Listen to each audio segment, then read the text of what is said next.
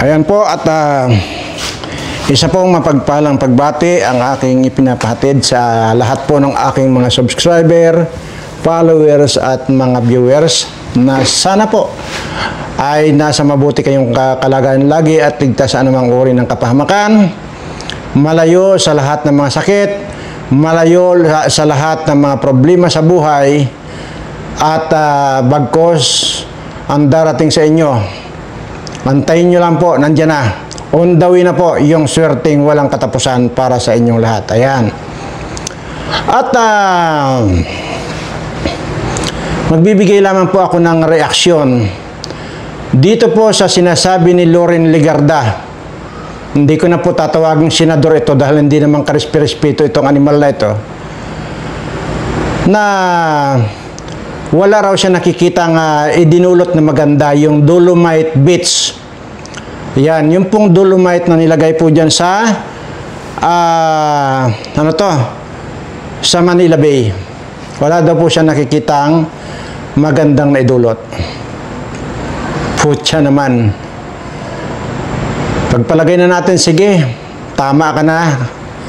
Talagang sabihin na natin na yung mga sinasabi mo ay tama ka. Tama doon sa mga saltik na kagaya mo. Ha? Bakit? Ano naman ang naidudulot itong mga kwan?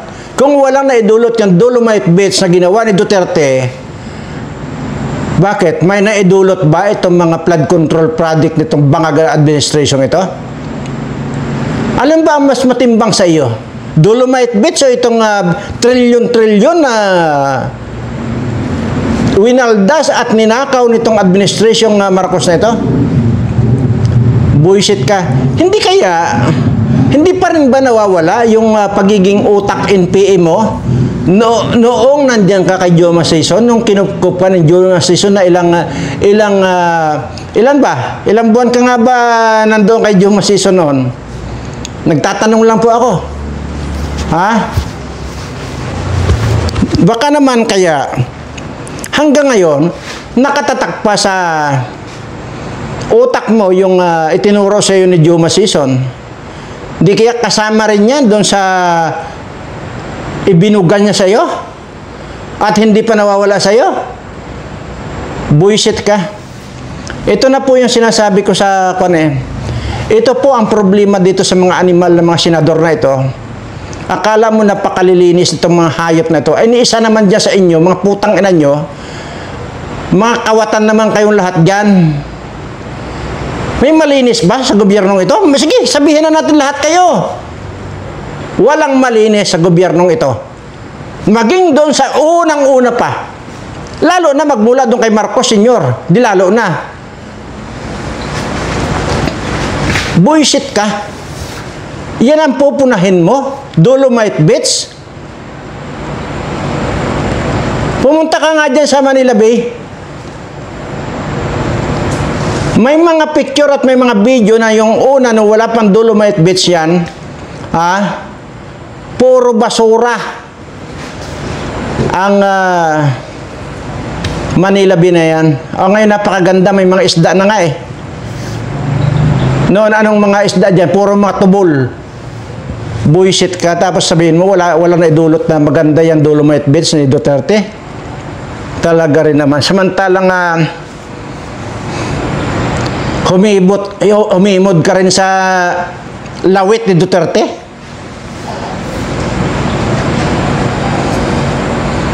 Tama ba yan, Loren Legarda? Punahin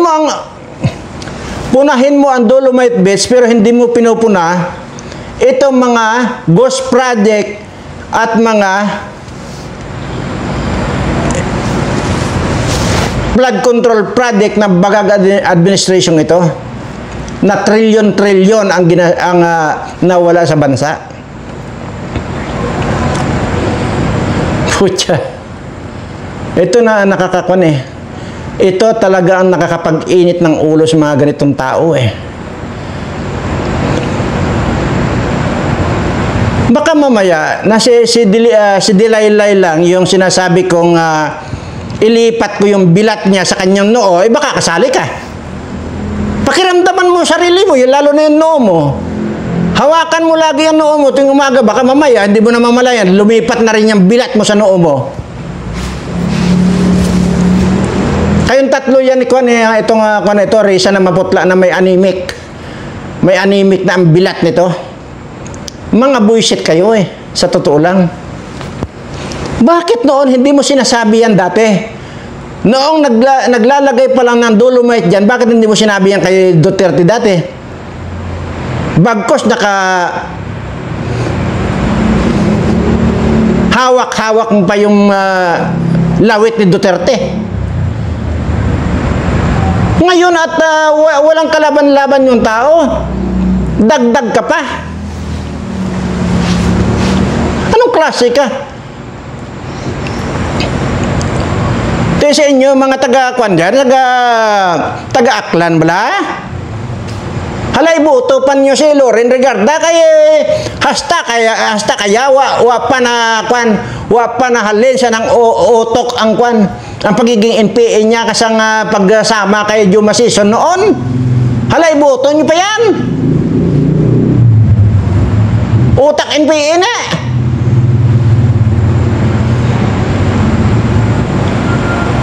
Nakakawala kang gana. Nakaka-disrespect kang hayop ka. Nawala na ako ng respeto sa iyo, hayop ka. Bullshit ka. Anyway, sige, tama na yun at nakaka-bullshit talaga. Bakit hindi mo binakbakan si Duterte dati nung siya ang nagpapagawa niyan? Yan ang problema sa iyo. Yung magandang gawain niya ng mga pinupuno ninyo, mga bullshit kayo. Pero yung mga masasamang gawain, yung mga flood control at mga ghost project nitong mga animal kayo, pare-parehas kayo dyan, yan ang hindi mo pinupuna. Bakit hindi mo pinupuna? Kasi kasama ka. Ano sinasabi ni Risa? Wala raw siyang insertion, pero trillion pala ang in-insert niyang gagang yan. Bullshit kayo, pare-pareho kayong mga bullshit dyan. Ayop kayo. Anyway, bigyan ko lamang po ng daan yung yun pong ating subscriber na tumawag sa akin tungkol po doon sa kahapon na diniscuss ko sa inyo yung tungkol sa pasalubong ninyo. At pasalubong niyo sa nanay niyo, sa mga lolo ninyo, ay tumawag nga po yung isang subscriber natin. Siyempre hindi na natin papangalanan dito para ma-preserve naman yung kanilang privacy. Ano po ang sinasabi niya? Kinausap daw niya yung nanay niya na tungkol dyan. Tapos habang kinakausap daw niya yung nanay niya, hindi raw umiimik yung nanay niya. 94 years old na po yung nanay niya, ayon sa kanyang sinabi sa akin. At nung pinapaliwanag nga daw niya, hindi raw umiimik yung nanay niya. Tapos hanggang sa napakaraming paliwanag niya, sumagot daw yung nanay niya. Alam mo, ang sagot daw ng nanay niya, "Okay anak," sabing ganyan, "kung nagsasawa ka ng gumastos ng pasalubong sa akin, huwag na. Ibigay mo na lang anak sa iyong mga anak, sa iyong mga anak yan, instead na gumastos ka pa sa akin. Wala naman akong kwentang tao na." Yun daw sabi. So ibig pong sabihin ay nagtampo talaga, nagtampong-tampo yung nanay niya. Nung sinabi niya na ibibili raw niya ng maraming kamote para yun lang daw nga ang kainin niya, at kung ano pa, mga prutas na ganyan, kaya nandoon daw yung tampo ng nanay niya. At paulit-ulit daw niya sinasabi na, hayaan nyo na ako, total naman, naibigay ko na rin naman sa inyo yung obligasyon ko bilang magulang sa inyo. At hindi naman ako humihingi ng kapalit noon. Kaya yung mga ipinapasalubong mo sa akin, okay lang na huwag na, putulin mo na yan. Total, wala naman akong kakwenta-kwenta para sa inyo ng mga anak ko. Yun daw ang sabi. So maramdaman mo yung tampo talaga. Ngayon, di siyempre, itong anak talagang napaiyak. At maging ako nga, parang naluluha-luha ako nung nag-uusap kami dahil nga, yung ganun nga, nangyari daw. So, actually, sabi ko nga sa kanya, baka naman hindi maganda yung iyong pagpapaliwanag sa nanay mo. Sabi ko ganyan. Sir, sabi nga, talagang pinag-isipan ko mabuti lahat ipinaliwanag ko at yun nga, nagtampo siya. Hanggang sa, nung maisip ko na lang na dahil hindi ko siya makuan, hindi ko siya yung wala na bang siyang saya doon sa habang nagsasalita ako, habang nagpapaliwanag ako, hanggang sa naisipan ko na i-play yung inyong video, sabing ganyan sa akin. So, sabi ko, Nanay, panoorin mo lang itong video ni Mr. Birana. Itong panoorin mo lang. At yun lang ang pan ko, yun lang ang pakiusap ko sa iyo. Kasi sa totoo lang nanay, kaya ko naman ginagawa ito dahil ayaw kong mawala ka pa sa akin. Gusto ko matagal ka pang makakasama ko at mga apo mo. Tayo magkakasama. Tayong ganyan. So, pakiusap lang at panoorin mo lang ito. Panoorin natin lahat. Sabing ganyan. Di ang ginawa raw, tinawag daw yung asawa niya, yung dalawang anak niyang panganay, kasi yung mga panganay niya malalaki na.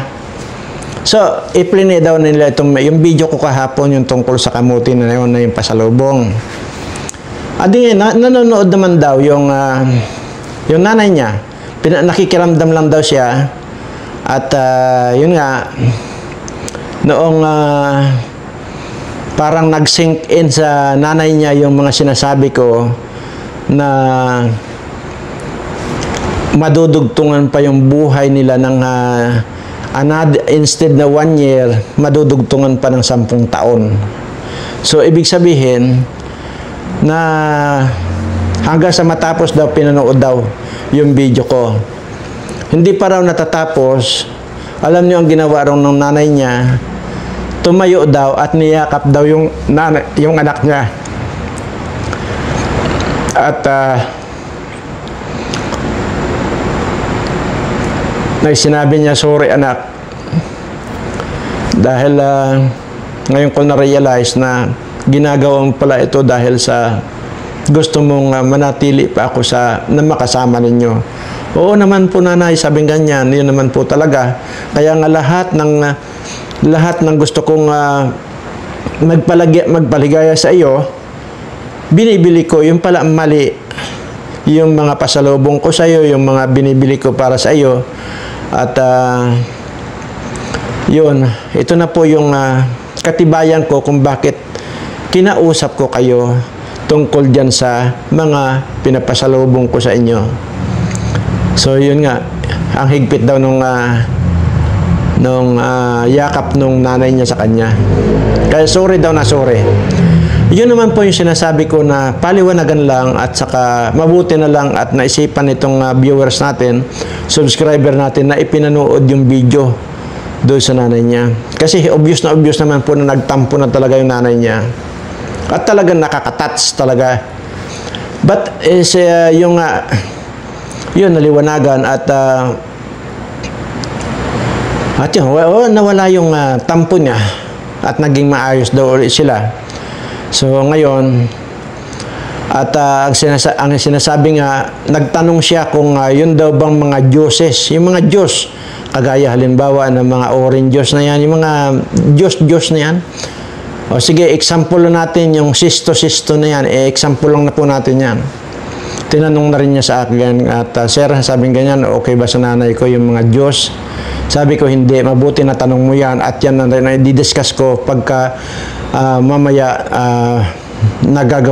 bukas nagagawa ako ng video. So since po na tinanong ako nitong ating subscriber kung okay ba na yan ang ipainom sa mga matatanda or maging sa bata, maging sa mga anak ninyo, mapabata, matanda, yung mga Diyos na yan. Ang sagot ko po dyan, Hindi po. Wala pong maidudulot na maganda sa katawan niya mga juices na yan. Papaliwanag ko lang po kung bakit. Muna, kaya ko po alam ito dahil business partner po ako ng Super Juice.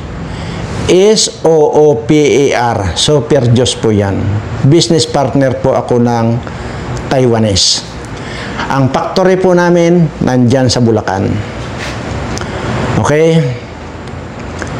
Kaya ko po sinadjust at kaya ko po sinabi doon sa tumawag sa akin subscriber natin na hindi advisable na inumin ninyo, maging ikaw, yung mga juice na yan. Dahil nga alam ko kung ano mga ingredients niyan, sabi ko. Sabing ganyan, ay mahilig pa naman ako, lalo na pag sa opisina ako, sir, sabing ganyan. Pagka may juice ako at saka yung tawag dito, yung tinapay na ginagayat, tapos papalamanan daw ng either peanut butter yan o ano, at kung may katumbas daw na juice yan, okay na raw sa kanyang merinda niya yun. Okay. Kaya ko po sinabi yun. Dahil sabi ko na po, di ba? Kaya alam ko po sinasabi ko dahil ako po isa sa may-ari ng nag-manufacture ng super juice. Yan. Hindi lamang po super juice ang ginawa namin, kundi meron din pong energy drink. Idadagdag ko na rin po yung energy drink na yan. Kahit anong energy drink po.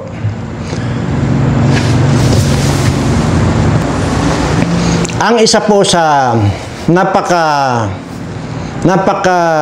delikado na ingredients ng mga juice na yan ay yun pong artificial sweetener. Yan po yung tinatawag na aspartame. Aspartame po yan. Yun nga po, artificial sweetener lang po yan. Yan po ang isa sa ingredients ng juice. So, ano bang idudulot ng artificial sweetener o aspartame? Nakaka-cancer din po yan.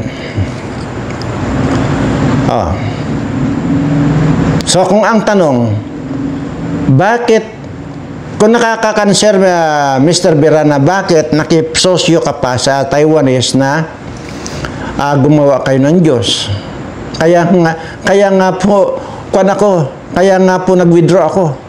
Dahil nung malaman ko na napakadelikado pala sa katawan yung aspartame na yan o di kaya yung artificial sweetener na yan, kinuha ko yung investment ko, withdraw ko yung investment ko at hinayaan ko. So nung withdraw ko yun ay hindi nagtagal, months lang yata, nagsara na rin po yung kumpanya namin na yun. So, yun po ang ibig kong sabihin. Pwedeng sa umpisa ay madadala ako, pero once na nalaman ko na yan ay makakasira sa katawan ng isang tao, sisiguraduhin ko sa inyo, give up ako. So, nung malaman ko po na nakaka-cancer yung aspartame na yan, ayun, umalis na po ako, withdraw ko yung investment ko, pinabayaan ko. Yun pong minamanufacture namin, yung pinaproduce po namin na energy drink, yan po yung X24. Kaya po X24 kasi 24 hours po nagising kayo. Yan po yan. At yan din po ang pangunahing ingredients ng mga energy drink na yan. More on talagang matamis po yan. Iyang mga energy. Kaya, huwag na huwag po kayong magbibigay sa inyong mga anak or sa mga tatay, nanay ninyo na matatanda na yung lahat ng energy drink. At kung hindi nyo man mararamdaman ngayon, maaaring sa mga susunod na araw, mararamdaman nyo na ang epekto niyan. Yan po yan. Kaya ko po, sinasabi ito? Dahil sabi ko nga po kasosyo po ako sa kumpanyang gumagawa ng mga Diyos. Ayan. So, yun po. Kaya wag niyo pong gamitin yan, yung mga Dioses na yan. Mana pa, kung gusto niyo mag-Diyos talaga, ay di bumili na lang kayo ng kwan. Bumili na lang kayo ng mga oranges dyan. Yung mga matatamis na, di ba maraming matatamis na orange? Ipigain ninyo. Oh, yan ang Diyosin ninyo. Sigurado pa kayo. Oh, imagine niyo pa yan. Kagaya mga Dioses na yan, ay puro mga artificial flavor lang yan. Kaya ang dami pong mga kwan yan, ang dami pong faktor na magpapakanser sa inyo. Yan pong mga yan. Di ba? Ang dami-dami mga kwan yan. Mga, tawag dito, flavoring yan. Oh, artificial din po yan. Artificial din yung tamis, yung sweetener.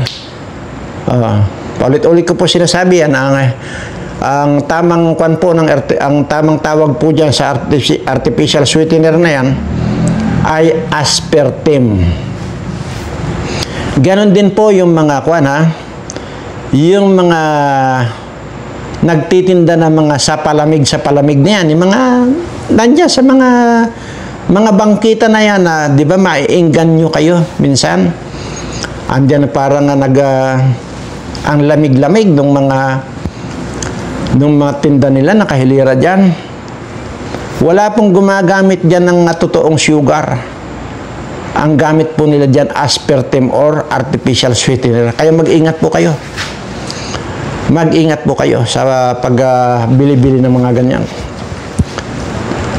At lalo na kung ang katawan ninyo ay medyo mahina ang immune system, napakadali kayong kapitan ng kanser. O yun po ang isa na naman sa inyong natutunan sa akin ngayon. Sabi ko nga po, hindi ako magsasalita rito kung hindi ko personal na alam. Hindi po ako magsasalita rito kung hindi ko mismong ginagawa. Ibig sabihin, pagka sinabi ko po, yan, kagaya ng mga pagkain na yan, ginagawa ko po mismo. Kinakain ko po mismo. At kung dyan sa mga ganyan, mga Diyos-Diyos na yan, hindi na po. Talagang inalam ko po yan. Bagamat alam ko na, pero inalam ko pa ng gusto para for confirmation na yung artificial sweetener na yan ay nakakakanser. Actually, bawal po yan dito sa atin Dito sa Pilipinas. Bawal po yan, pagbabawal po yan. Pero, napakarami po na mga nandito sa mga bodega na dito mga negosyanteng mga walang pakialam sa kapwa nila. Wala silang pakialam, basta ang pakialam nila, kumita sila, yun lang. So, kaya kahit bawal, sige. Kahit alam nila nakakakanser, sige. Ganun lang po. So, kagaya nitong mga kwan. Itong mga agricultural smuggled goods na ito. Yung mga smuggle na mga agricultural product, kagaya na sinasabi ko, yung mga carrot, sibuyas, kung ano-ano pa, mga ano yung ginagawang patatas. Ay, patatas na nga pala. Yan po. More on galing po sa China yan. Wala pong ibang pinanggalingan, China po. At yan ang pinanggalingan yan, yung kontaminadong lupa na pinagtamnan yan. So, ibig sabihin, yan po ay napakataas ng lead content naman yan. Ayan. Kaya nga po, ini-smuggle nila. Kasi hindi po, kung legal, hindi po nila illegal Kaya ini-smuggle nila. Kaya yun po, natatakot ako na baka marami nang nakalusot na diyan sa mga palengke na nabibili niyo. Kaya panay ang paalala ko sa inyo, pagka maganda ang itsura, yung mga patatas, Yang mga carrots na yan, mga sibuyas, ang kikinis ng balat, ang lalaki, galing pong China lahat yan. Full of chemicals. At yung lupa na yan, na pinagtamnan yan, dyan po lahat yung tinatambakan ng mga chemicals na nanggagaling sa kanilang kung ano-anong mga factory na nakakalason. Ayan po yan. Kaya panay ang paalala ko sa inyo. Sigurado na po na nakakakanser yan. Kahit sino po ang tanungin ninyo. At kaya naman ganito. Ano nga ba? Bakit nga ba panay-panay lang ang paalala ko sa inyo? Di ba paulit-ulit ko rin naman sinasabi sa inyo? Kaya ganun na lamang ang paalala ko sa inyo. Kasi mahal na mahal ko po kayo. Yan po ang totoo. Sa mga ibang vlogger ba, may nagsabi ba sa inyo mahal kayo? Wala. Ang mahal lang nila, yung tangkilikin ninyo, yung kanilang mga video para kumita sila. Ito pong sa akin, ay kung meron man pong kita ito, diretso po yan sa bank account ng Birana Live Studio TV.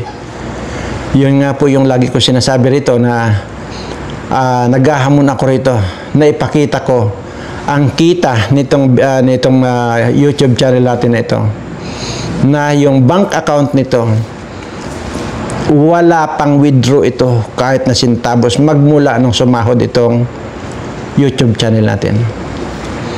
At nag-aantay na lamang po ako ng tamang panahon at para i-distribute ko rin po ito sa lahat ng mga subscriber ko.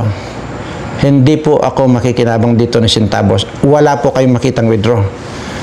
Doon po, kaya po ina-announce ito, gusto ko mong i-challenge ako ng mga mayayabang dyan ng mga vlogger.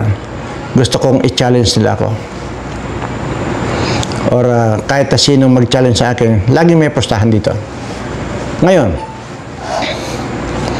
kung meron sila makitang withdraw dyan sa bank account nitong Birana Live Studio TV, natural talo ako. Pero kung walang withdraw, panalo ako. Kaya laging may postahan. Ganun lamang po yan. So, ngayon po ay maiba tayo. Dahil ito po ay nakuha ko lang.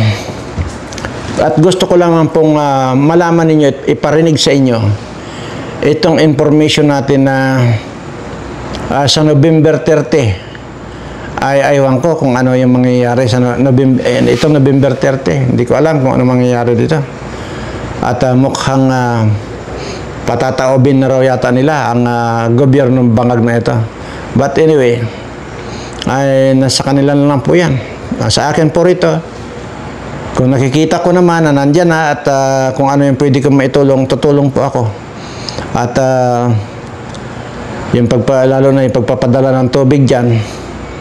At sasabi ko naman po na pagkatubig lang po, wala tayong problema dahil dyan po sa party dyan. At kayang-kaya po naman po natin magpadala ng tubig dyan dahil mayroon din po akong 25 branches ng purified drinking water na kung saan ay marami po yan dyan sa parting Bulacan at Pampanga na yan. So yun po. At kung talagang matutuloy ay di wow. At may mga tao naman po ako dyan, pwede ko naman tawagan yan mga yan para magdala sila, no? Ito po yung pakinggan nyo lang po, ha? Naubos ang 5,000 Japanese bifocals na ito sa loob ng 1 oras, 300.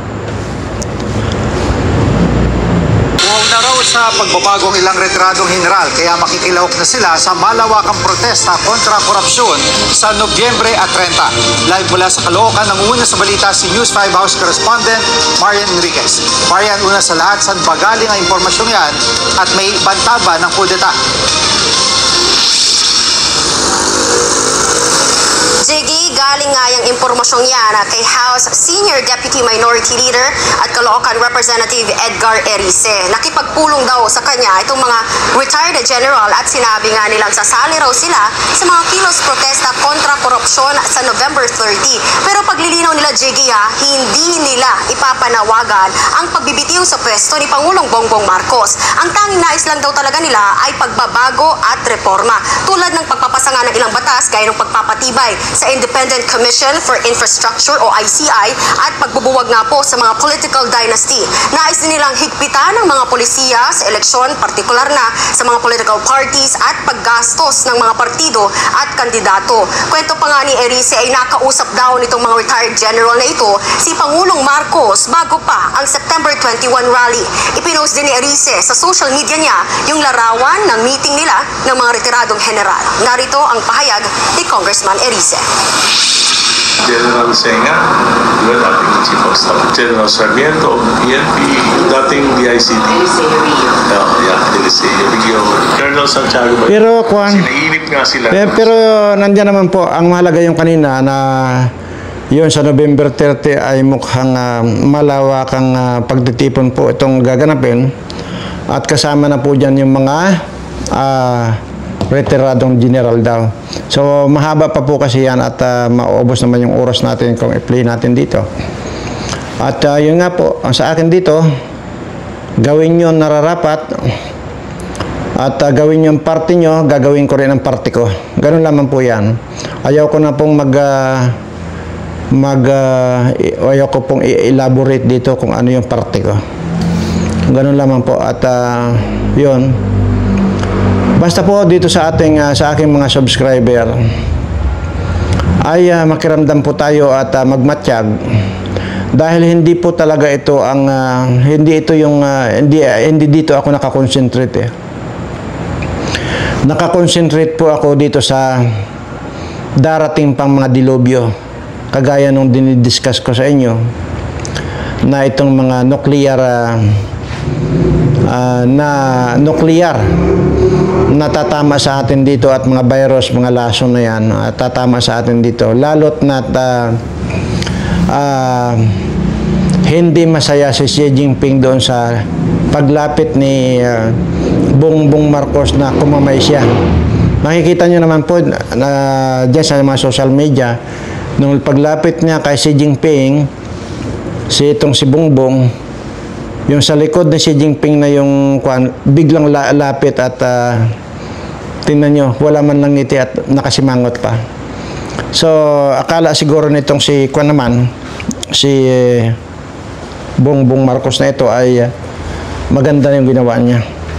Hindi niya alam na katawa-tawa siya. So, ang total, lahat ng ASEAN na meeting na yan at saka yung APEC meeting na yan, laging tawag dito pahiya itong si Bongbong Marcos dahil hindi talaga mainit yung mga pagtanggap sa kanya. Bakit? Alam na po ng buong mundo na adik ito. Alam na po ng buong mundo na itong mga lahi na ito, maging yung asawa niya ay talaga namang, lalo na yung naging kaso ng asawa niya sa Amerika.